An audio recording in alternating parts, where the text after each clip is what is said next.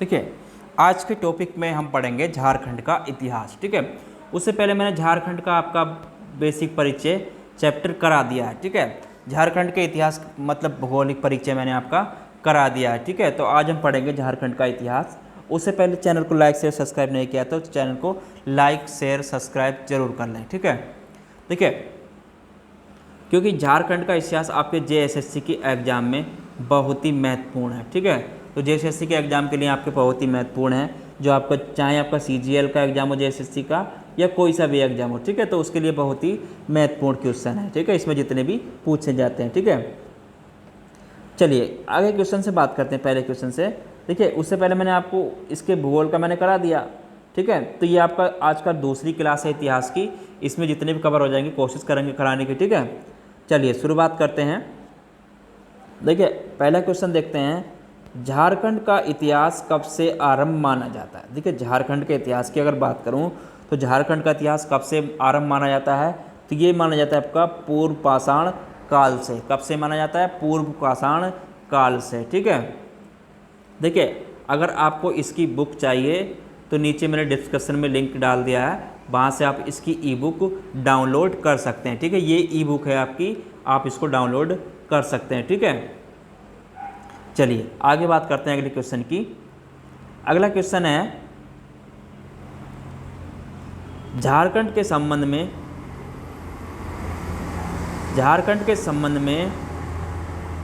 निम्नलिखित में से कौन सा कथन असत्य है। देखिए, यहाँ पर अगर बात करें झारखंड के संबंध में निम्नलिखित में से कौन सा कथन असत्य है, तो आपका कौन सा कथन असत्य है? देखिए, अनंत काल तक यह क्षेत्र बाह्य जगत से पूरी तरह से कटा रहा है। ठीक है, तो ये गलत है बिल्कुल। ठीक है, बाकी आपका प्रागैतिहासिक काल में छोटा नागपुर घनघोर वनों से आजित था, ये भी सही है आपका। यहाँ के वनों तथा पठारों ने भारत के आदिम समुदायों को शरण दी है, ये भी सही है। ऐतिहासिक काल में यहाँ नागवंशियों, सिंगों, रक्सेलों तथा चेराओं के स्वतंत्र राज्य रहे हैं। ठीक है, तो ये सही है। बाकी आपका बी ऑप्शन गलत है। ठीक है, तो बी वाला ऑप्शन आपका गलत है। ठीक है, चलिए अगला क्वेश्चन देखते हैं। भारत में नवपाषाण काल से संबंधित 12 प्रकार के हस्त कुटर पाए गए हैं। इनमें से कितने प्रकार के हस्त कुटार छोटा नागपुर में पाए गए हैं? ठीक है, तो यहाँ पर अगर इसकी बात करें तो यहाँ पर आपके 4 प्रकार के, ठीक है, 4 प्रकार के भी, 6 प्रकार के और 8 प्रकार के, यानी कि ऑप्शन नंबर आपका डी। ठीक है, तो सभी प्रकार के यहाँ पर पाए गए हैं। ठीक है, चलिए अगला क्वेश्चन देखते हैं। अगला क्वेश्चन है,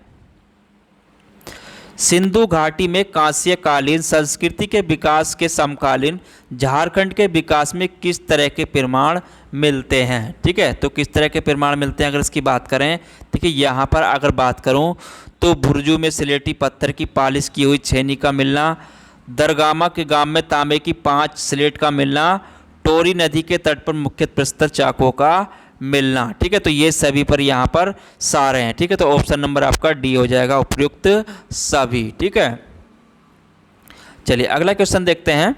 अगला क्वेश्चन है, महाभारत ग्रंथ में अंगराज कर्ण की दिग्विजय के समय झारखंड क्षेत्र का उल्लेख किस नाम से मिलता है? ठीक है, तो किस नाम से मिलता है? कर्णखंड के नाम से। काय के नाम से? कर्णखंड के नाम से मिलता है। ठीक है, चलिए अगला क्वेश्चन है, प्रसिद्ध इतिहासकार बुकनान के अनुसार निम्नलिखित में से किस स्थान से लेकर वीरभूमि तक का समस्त पठारी क्षेत्र झारखंड कहलाता था? ठीक है, तो कौन सा कहलाता था आपका? कहाँ तक का अगर बात करूँ तो बनारस। कहाँ तक है? बनारस तक का पठारी क्षेत्र कहलाता था। ठीक है, वीरभूमि का क्षेत्र कहाँ तक कहलाता था? बनारस तक। ठीक है, अगला क्वेश्चन है, महाभारत के दिग्विजय पर्व में झारखंड क्षेत्र का उल्लेख किस नाम से मिलता है? ठीक है, तो किस नाम से मिलता है? महाभारत के दिग्विजय पर्व में झारखंड क्षेत्र के उल्लेख की बात करें तो ये मिलता है आपका पुंडरिक देश के नाम से। काय के नाम से मिलता है? पुंडरिक देश के नाम से। ठीक है, चलिए अगला क्वेश्चन है, किस ग्रंथ में झारखंड का उल्लेख पुंडू नाम से किया गया? देखिए यहाँ पे अगर बात करूँ किसी ग्रंथ में झारखंड का उल्लेख, तो ये है आपका ऐतरेय ब्राह्मण में। काय का? आपका ऐतरेय ब्राह्मण में। ठीक है, चलिए अगला क्वेश्चन देखते हैं।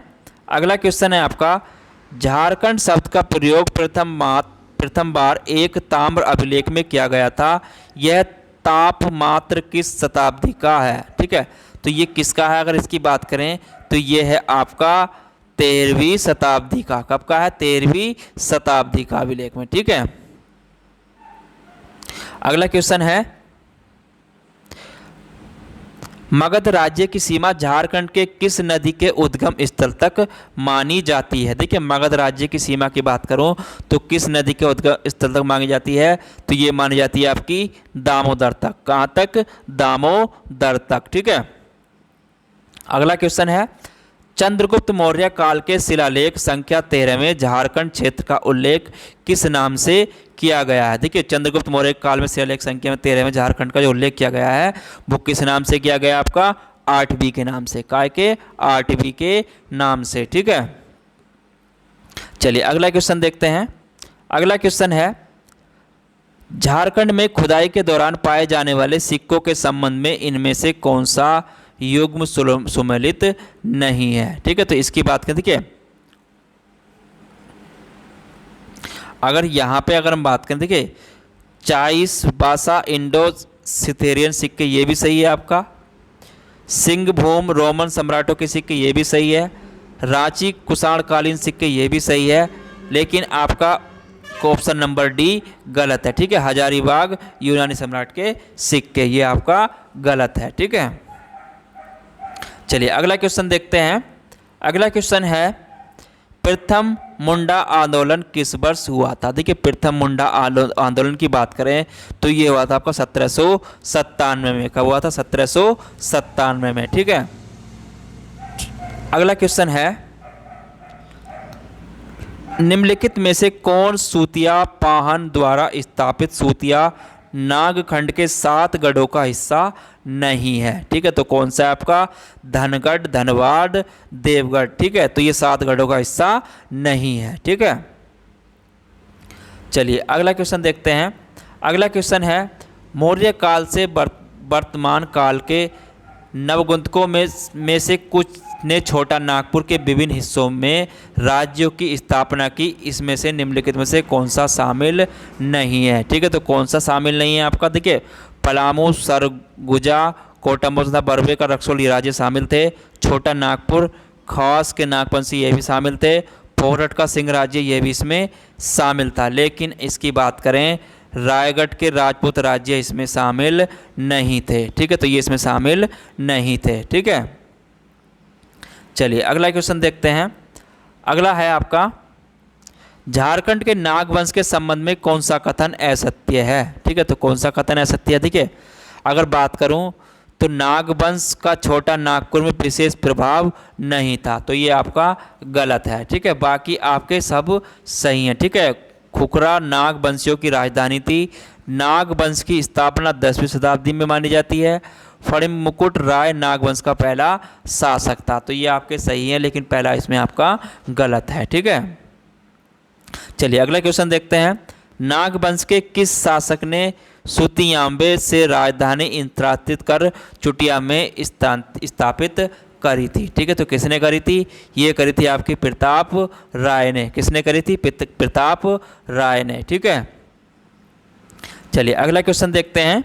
अगला क्वेश्चन है आपका, रामगढ़ राज्य की स्थापना कब हुई थी? देखिए, रामगढ़ राज्य की स्थापना की बात करें तो ये हुई थी आपकी 1368 ईस्वी में। कब हुई थी? 1368 ईस्वी में। ठीक है, अगला क्वेश्चन है, रोहतासगढ़ पर शेर खान ने कब अधिकार किया था? देखिए, रोहतासगढ़ पर शेर खान ने कब अधिकार किया था? अगर इसकी बात करें तो ये किया था आपका 1538 में। कब किया था? 1538 ईस्वी में। ठीक है, चलिए अगला क्वेश्चन देखते हैं। अगला क्वेश्चन है, किस वजह से मुगलों का ध्यान कोकरराहा की ओर गया? देखिए, किस वजह से अगर बात करूं तो मुगलों का ध्यान कोकरराहा की तरफ गया, तो ये गया था हीरे की वजह से। कैसे गया था? हीरो की वजह से। ठीक है, चलिए अगला क्वेश्चन देखते हैं। अगला क्वेश्चन है, अकबर के शासनकाल में झारखंड का प्रमुख शासक वंश कौन सा था? देखिए, अकबर के शासनकाल की बात करूं तो उस समय प्रमुख शासक वंश कौन सा था आपका? देखिए, कोकरकट नागवंश भी था, पलामू के चेरों का भी राग वो था, सिंहभूम को सिंह का वंश, उपयुक्त मतलब सभी का, यहाँ पर वंश का शासक था। ठीक है, तो यहाँ पर हो जाएगा आपका उपयुक्त सभी। ठीक है, चलिए अगला क्वेश्चन देखते हैं। 1585 में कोकराह पर कब्जे के दौरान वहाँ का शासक कौन था? देखिए 1585 में कोकराह पर कब्जे के समय वहाँ का शासक कौन था? आपका मधुकरण शाह। कौन था? मधुकरण शाह। ठीक है, चलिए अगला क्वेश्चन देखते हैं।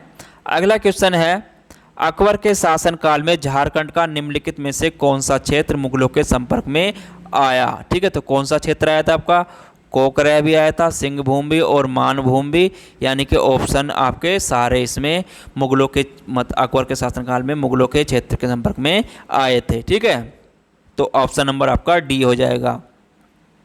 अगला क्वेश्चन है, अकबर ने कोकराह पर कब कब्जा किया था? देखिए अकबर ने कोकराह पर कब कब्जा किया था, अगर इसकी बात करूं तो ये क्या था आपका 1585 में। कब किया था? 1585 में। ठीक है, अगला क्वेश्चन है, झारखंड किस नदी में हीरे, देखिए झारखंड की किस नदी में हीरे पाए जाने का उल्लेख मिलता है? ठीक है, तो किस में मिलता है? आपका शंख नदी में। किस में मिलता है? शंख नदी में। ठीक है, चलिए अगला क्वेश्चन देखते हैं। अगला क्वेश्चन है आपका, इब्राहिम खान ने कोकराह पर आक्रमण 1615 ईस्वी में कर किसे बंदी बनाया था? देखिए उस समय किसे बंदी बनाया था, अगर इसकी बात करें इब्राहिम खान ने कोकराह पर आक्रमण कर 1615 में आक्रमण किया था, तो किसे बंदी बनाया था? आपका दुर्जन साल को। किसे बनाया था? दुर्जन साल को। ठीक है, अगला क्वेश्चन है, जहांगीर के समकालीन पलामू में किस चेरो राजा ने राज्य किया? ठीक है, तो जहांगीर के समकालीन पलामू में किस चेरो राजा ने राज्य किया? तो ये क्या था आपका भगवत राय ने भी किया था, अनंत राय ने भी किया था, सहबल राय ने भी किया था, तो ऑप्शन नंबर आपका डी इसमें हो जाएगा, यानी कि सभी ने इसमें राज्य किया था। ठीक है, चलिए अगला क्वेश्चन देखते हैं।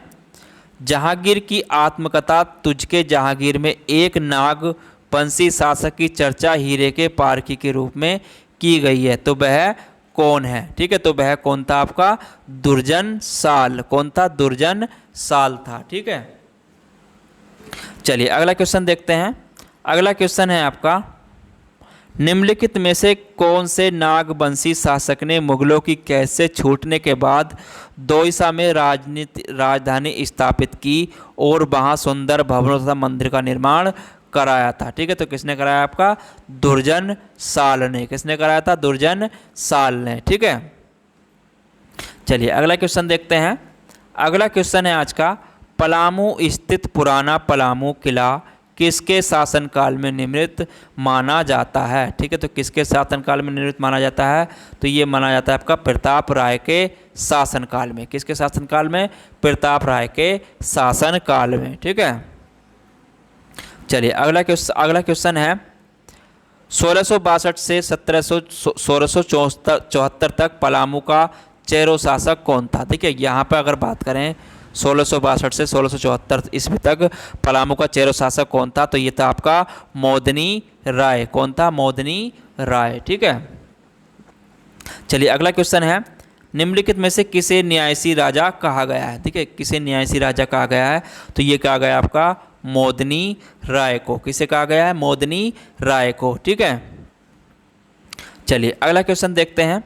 अगला क्वेश्चन है, झारखंड क्षेत्रों में अंग्रेजों का प्रथम प्रवेश किस ओर से हुआ? देखिए झारखंड क्षेत्रों में अंग्रेजों का जो प्रथम प्रवेश हुआ था वो किस ओर से हुआ था? आपका सिंहभूम से। कहाँ से हुआ था? सिंहभूम से। ठीक है, चलिए अगला क्वेश्चन है, झारखंड अंग्रेजों के झारखंड में प्रवेश के समय निम्नलिखित में से कौन झारखंड का प्रमुख राज्य था? तो कौन सा प्रमुख राज्य था अगर इसकी बात करूं तो आपका ढाल भूमि ढाल राजाओं का था, पोरहाट सिंह राजाओं का था, कोसवान हो लोगों का था, मतलब ऑप्शन नंबर आपका डी। ठीक है, तो झारखंड के ये प्रमुख राज्य थे। ठीक है, प्रवेश के समय।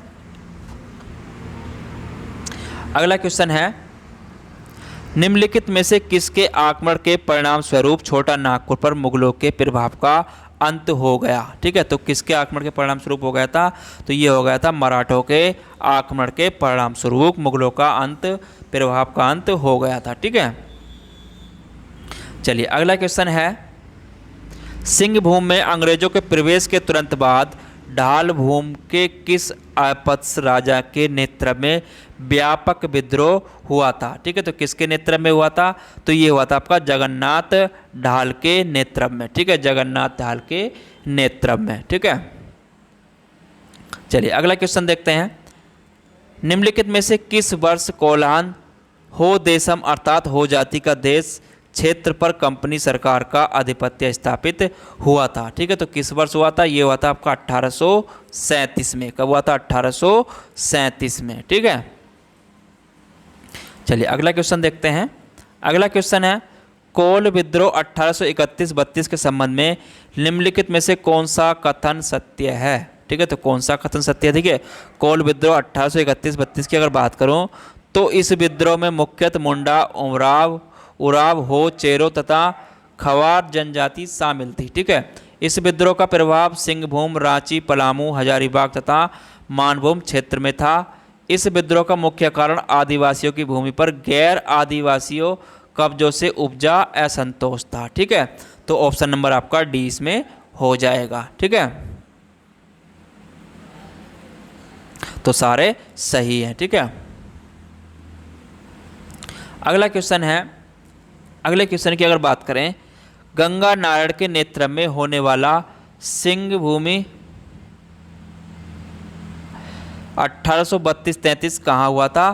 तो ये हुआ था आपका, अगर इसकी बात करूं तो ढालभूम, बड़ा भूम, पाटुकुम, मतलब ऑप्शन नंबर आपका डी इसमें सही है, मतलब सभी जगह पर। ठीक है, अगला क्वेश्चन है, मौलाना अबुल कलाम आज़ाद की अध्यक्षता में हजारीबाग के रामगढ़ में अखिल भारतीय कांग्रेस का 53वां अधिवेशन किस वर्ष हुआ था? ठीक है, तो कब हुआ था आपका? मार्च 1940 में। कब हुआ था? मार्च 1940 में। चलिए अगला क्वेश्चन देखते हैं, वर्ष 1895 से 1901 में होने वाली मुंडा विद्रोह के संबंध में निम्नलिखित में से कौन सा कथन असत्य है? ठीक है, तो कौन सा कथन असत्य है? तो ये है आपका जनजातीय विद्रोह में सबसे सफल विद्रोह था। ठीक है, तो ये गलत है। अगर बात करूँ देखिए, बिरसा मुंडा के नेतृत्व होने वाले इस विद्रोह का उलगुनान विद्रोह भी कहा जाता है, ये भी सही है। दिकुआ तथा जमींदारों द्वारा शोषण एवं उत्पीड़न इस विद्रोह का मुख्य कारण था, ये भी सही है। यह संगठित एवं विस्तृत विद्रोह था, यह भी सही है, लेकिन आपका सी आपका गलत है। जनजातीय विद्रोह में यह सबसे सफल विद्रोह था। ठीक है, तो ये गलत है।